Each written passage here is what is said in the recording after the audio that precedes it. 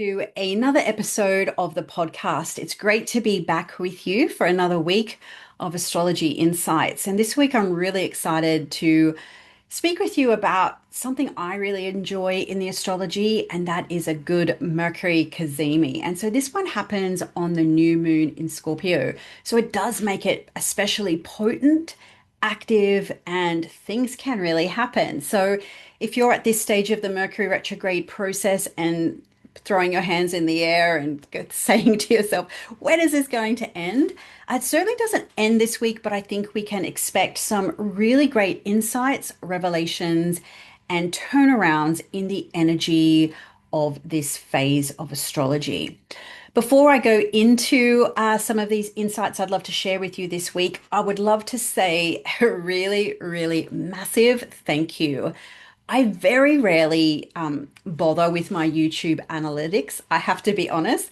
I just put the material out there and I check in when I can and reply to comments and things. But I have grown this channel thanks to you by over 600 new subscribers in 1 week. That's insanity. And I'm just really I don't know, kind of a bit shy about it, to be honest, but thank you so much. I really appreciate it. And I do hope whether it was the Meghan Markle video or whether it was your horoscope for 2026 that brought you here, I really appreciate that the algorithm brought you to me. And if you've been here for a while, of course, I really appreciate you too.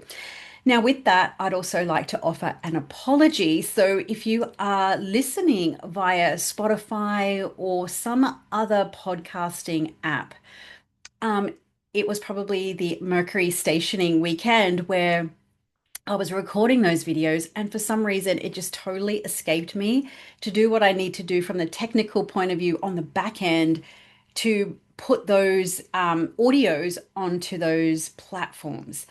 So the horoscopes for 2026 aren't on the podcasting apps. So if you do want to catch your horoscope, your planetary overview for 2026, just go over to YouTube, type my name in, and you'll find them there. So, yes, that was just my technical blooper regarding those uploads. So my apologies for that. So for those new subscribers, I generally put out a video about once a week and I do deep dives on a particular feature of the astrology of the week. My intention is to give you good technical information, particularly if you're an astrology student or enthusiast. But most importantly, I like to give you astrology you can actually use, some practical takeaways, as well as some spiritual insights as well. So I hope you enjoy it here, and I really do thank you a lot for being here. As I said, I'm a bit shy about being on social media, but anyway, it's a thing. So, a couple of announcements. If you are in Brisbane or you can get to Brisbane on November 29th, I'm doing a 1 day in-person workshop all about the astrology of 2026. I did that last year and I've done it for several years now, but this is my second year totally doing it solo. So I would love to have you if you can make it. The details are in the description box below. And of course, many of you are not in Brisbane and not even in Australia, but every year I also do a webinar on the astrology of the year ahead, and I'll be announcing details for that soon. If you're thinking about learning astrology in 2026, my Contemporary Astrology Program for beginners starts December 10. So it's a combination of pre-recorded material, uh, weekly or fortnightly regular catch-ups to discuss astrology in real time. It's really where the magic happens. And that is a 10-month program that will take you from complete beginner, complete newbie to be able to read natal charts within that first sort of 10 to 12 months. Year two is all about the timing and predictions. Again, the details are below. And of course, the Golden Circle is my membership where you can get videos like these that take you through the astrology every single month. Okay, let's get into this week, shall we? I'm pretty excited about it. I love a good Mercury Kazimi. It just brings a real turnaround point to what can be a frustrating, slow, and just a Murphy's Law cycle that we all go through every few months called Mercury retrograde. So the madness will shift this week, and we also get a new moon with this Kazimi. So let's dive in and break it all down. We actually had a similar sort of situation with the new moon Kazimi back in June, and that was when it was a Jupiter Kazimi with the new moon in Cancer. But this time it's Mercury with the new moon in the sign of Scorpio. So earlier on in the week, Mercury will be still backing his way through Sagittarius. Coming to the 19th, Mercury will change signs while retrograde. So moving from Sag to Scorpio. And it will be at 29 degrees of Scorpio on the 19th of the month. So that's a Wednesday. So what you can see here is Mercury will move to 29 degrees of Scorpio. So there's a sign change and there's also a dignity change for Mercury. So essentially what happens here is even though Mercury doesn't have any particular gifts, skills, talents, or strengths in the sign of Scorpio, it does kind of get a little bit of an upgrade just by sheer virtue. It is no longer in Sagittarius. Mercury in Sagittarius is classified as being in detriment in that sign. Not saying it's bad, it's just not where Mercury performs its best. So you might discover that just the whole energy of your Mercury retrograde gets somewhat upgraded or improved, or the conditions or the circumstances change this week. I'm a proponent of the whole sign house system, so you will find that the energy of where Mercury is taking place in your birth chart will also shift. So it won't be in your Sagittarius house anymore. It will move into the Scorpio one. And this is where it kind of gets juicy this week. There's a lot happening with Mercury. It's a very mercurial week. So let's start breaking it down, some of the aspects that are taking shape. First off the rank is an opposition to Uranus.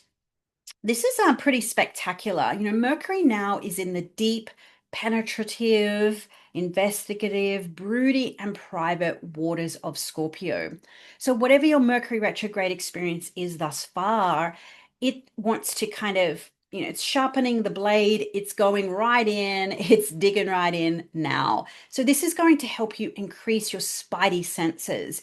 If you were maybe a little bit dazed, confused, frustrated, and agitated with Sagittarius, the energy drops, the pace slows down, and we get more finite, precise in this journey. The opposition to Uranus, to my mind, is spectacular. I am a fan, I'm going to admit, of a good Mercury Uranus aspect. And why is that? Well, as a planetary pairing, Mercury and Uranus work really well together. Think a light bulb moment. Think the penny dropped. Think eureka moment. You know, that when you're trying to solve a problem and then all of a sudden, bang, there it is.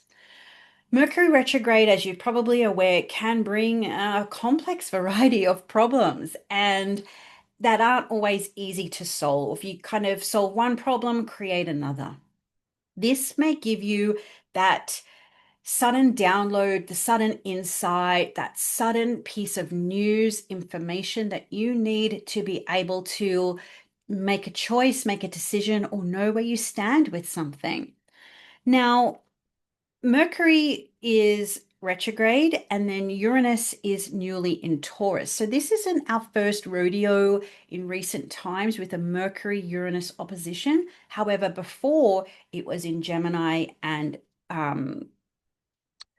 Sagittarius. Now it is in Scorpio and Taurus. So in the fixed axis, which can be more stubborn, more rigid, less wanting to change its mind. Uranus is renowned for being a provoker. It shocks, it disrupts, it challenges the status quo. So this is going to help you if you have come across or you're stumbling across difficulty in making a choice, a decision, what move to make. This is going to bring some insights, some revelations, maybe a piece of news, information, intel, conversations, emails, all that type of mercurial stuff suddenly. Okay, suddenly you hear of something. Um, Suddenly you get that piece of information you've been hoping to get. Suddenly, maybe you just make a decision out of the blue, something you've been stuck on or procrastinating about or going in loops, and then all of a sudden, boom, there it is. I am going to do this thing. We do these sorts of things every day, believe it or not. It could be as simple as the daily decision, I mean, unless you're more organized than me, but if you're making this daily decision of what am I having for dinner? Now, that could be, you decide you're at work, you're at your desk doing whatever, and you think, oh, I really feel like a steak tonight, but I don't have any steak at home. And, but you've made the decision, you're having steak for dinner. And then it's just a simple case of executing. You don't know where you're going to get the steak from. You don't know what kind of cut you're going to have. You don't know any of the details, but you just know that's what you're going to have for dinner. And this is the energy of Uranus and um, Mercury is you don't necessarily know the how, the why, but it's just that decision, that split moment. Okay, this is it. And therefore, the execution becomes so much easier. So that can be a real turnaround point in the situation of Mercury retrograde. In addition, there's also a trine to Neptune. Now, Neptune isn't as friendly to Mercury as Uranus is. This will perhaps add a layer of confusion as well. There's clarity with Mercury, but confusion with Neptune. It's a trine, so it's a little bit more perhaps flowing, supportive, or easy. But this may also help you find a sense of healing or surrender or a softness if the awareness, the light bulb moment, the disruption, the sudden piece of news or information comes as a shock, there may also be a level of healing or go with the flow with whatever happens with that there. Now, there's even more to this component. So, where Mercury is positioned now is 29 degrees of Scorpio, and it's going to back and conjoin or fuse with the sun, and the moon will fuse with the sun. So essentially, this combination of three planets here, Mercury, the moon, and the sun, not only is it a new moon, it's also classified as a Mercury Cazimi. So Mercury Cazimis the sun twice in its synodic cycle. One is the retrograde or the inferior Cazimi, which we have this week, and the other is the superior or the direct Cazimi, which happens roughly 6 weeks after the retrograde one. So essentially, Mercury is close to Earth during this period of time. So there's some really deep revelations with this Cazimi. Traditionally, a Cazimi is an Arabic word for in the heart of the sun. So you could liken this to a private audience with the king or the queen or something along those lines. So this could really mean whether that is the heart of your own inner knowing, the heart of your own inner being. It could be the heart of someone who is solar or sovereign in your life. This could be your partner. This could be a family member. This could be your boss. This could be your bank manager, whatever the case may be. Again, where is 28 degrees of Scorpio in your birth chart? What house topics is that? And that may give you some inclination or insight as to what kind of revelations may be made under this Cazimi. So this is essentially the 20th of November. This new moon takes place in my time zone of Brisbane, 4:46 p.m. on the Thursday. If you're in New York, so that East Coast time zone, 1:47 a.m. on the 20th. So that's just after midnight. And then London, very early in the morning, coffee time at 6:47 a.m. on the 20th. So there's a new moon and that Kazimi. So this would be a day to potentially do those things that you would perhaps hold off because it's Mercury retrograde. So maybe you've been putting off making a purchase, asking your boss about something, having a conversation with a partner. Maybe you've been holding off on doing XYZ, launching a product, launching a service, doing whatever it is. Maybe it is sending an email. Essentially, this is a day of immunity for whatever Mercury retrograde has been meaning for you in those general significations. So, all of those do's and don'ts can sometimes be very much a green light when Mercury is Kazimi. Now, when Mercury's at the same degree of the sun, that is considered the Cazimi. And there's also other classifications where um, Mercury has to be within 17 minutes, which this new moon and Mercury Cazimi definitely qualifies. So those times I've mentioned, if you can execute the thing that you want to do, it would be a really good opportunity to do that. And when I say execute, what do I mean? I find that Mercury Cazimis can sometimes be the aha moment, the light bulb moment, where you may not have reached the outcome yet, but you know what you need to do. So a decision might be made and the timing may not yet be right. Maybe you decide you want to put your house on the market. Maybe you want to move house. Maybe you want to end a relationship. Maybe you want to tell somebody, I want to start one with you. Maybe you need to, whatever house topic it is, it might have something to do with your finances, might have something to do with your friendships. Maybe it's to do with your own personal habits and attitudes or your own personal goals as we get to the end of the year and the beginning of the next one.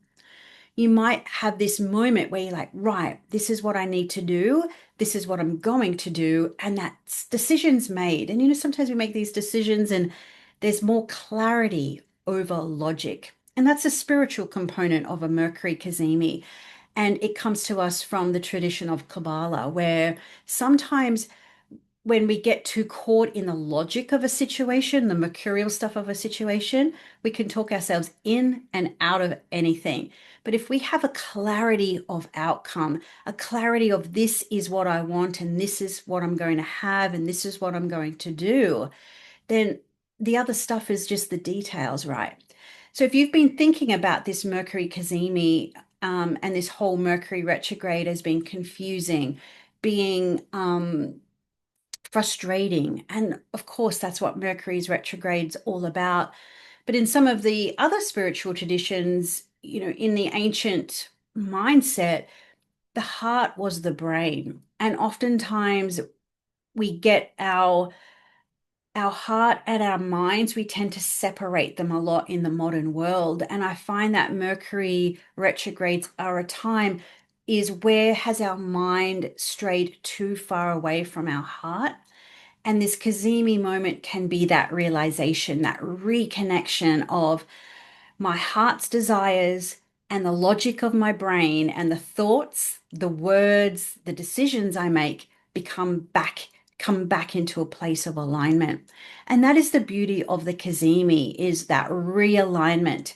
And when we're realigned, that's when we can have those eureka moments, those penny drop moments where we don't know how yet, but the decision's made. Okay. And sometimes with the Uranus piece, maybe something happens to you, or you get a piece of news that impacts you, and it's maybe news you didn't want. But okay, this is what's happening. And just knowing that even though I don't have a way forward yet, I have the clarity over logic. And that's what I would encourage you to consider under this new moon in Scorpio and the Mercury Cazimi. It is water, it is the dark, deep, brooding waters of Scorpio. Trust, loyalty, and truth. Truth, trust, and loyalty.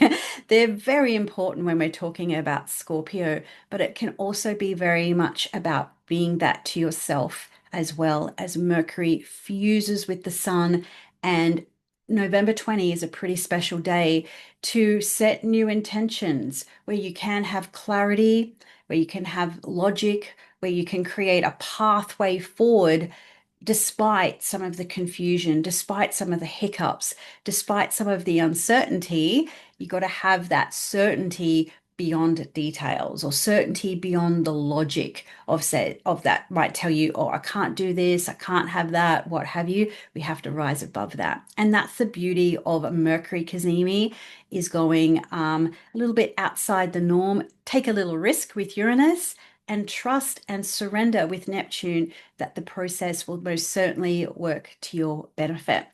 I'd love to hear about how your Mercury retrograde experience has been thus far. Do you have any inclinations or suspicions around what it might mean for you in Scorpio? I'd love to hear in the comments. So that will wrap up this week's episode. I wish you all a really great new moon. If you are inside the Golden Circle Club and you're a member there, we will be having our new moon catch up on Wednesday, just the day before. So I'd love to talk about this more with you all there. And if you're not inside the circle yet, you're more than welcome to join. Of course, it's the link to sign up is in the description below. And again, thank you for being here. I really do appreciate it. I hope this Kazimi video has given you a little bit of food for thought about how to approach the week and rise above the astrology just a little bit, and have some faith and trust that if you make the right moves, have that clarity and that certainty, it will all work out for you in the end. Okay, bye for now.